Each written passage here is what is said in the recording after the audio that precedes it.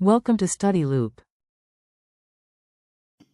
All right. And question 6. Suppose the Federal Reserve's policy is to maintain low and stable inflation by keeping unemployment at its natural rate. However, the Fed believes that the natural rate of unemployment is 4% when the actual natural rate is 5%. If the Fed based its policy decision on its belief, what would happen to the economy? How might the Fed come to realize that its belief about the natural rate was mistaken? All right. This is a slightly complicated question, so we need to draw a diagram first, as we always do. On the x-axis, we have the unemployment level. On the y-axis, we have the inflation rate. And we need to draw two long-run Phillips curves, the actual one and one that the Fed believes that we're in. So the dashed line here in the graph will be the actual long-run Phillips curve that intersects the x-axis at the 5% level. But the Fed will based on its belief that the natural rate of unemployment is 4%, will operate as if the long run Phillips curve is this LRPC dash prime here.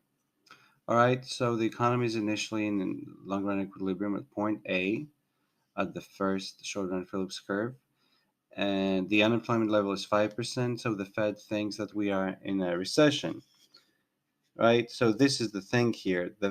Even though we will be at the long run equilibrium, the Fed thinks that we are in a recession. So what they're going to do is increase the money supply in order to move the economy along the short run Phillips curve from point A to point B. All right, so this is what the Fed does. It takes action and moves the economy from point A to point B. And of course, the inflation rate will rise and the unemployment rate will fall to 4%. So we have an expansionary boom. But now, as the inflation rate rises over time, the expectations of inflation will also rise. So the short run Phillips curve will shift up to SRPC2 right here, and the economy will go from point B to point C. Because in the long run, the economy gravitates towards real long run equilibrium, and the unemployment rate gravitates towards its real natural level. So the economy goes back to point C. Unemployment goes back to its natural rate, 5%. So again, the Fed thinks that we're in a recession, and they do the same. Again, they try to stimulate aggregate demand, increase the money supply, so the economy will shift along the second Phillips curve to point D. Inflation will rise again, and inflation expectation will also rise over time. So the short-run Phillips curve will again move upwards.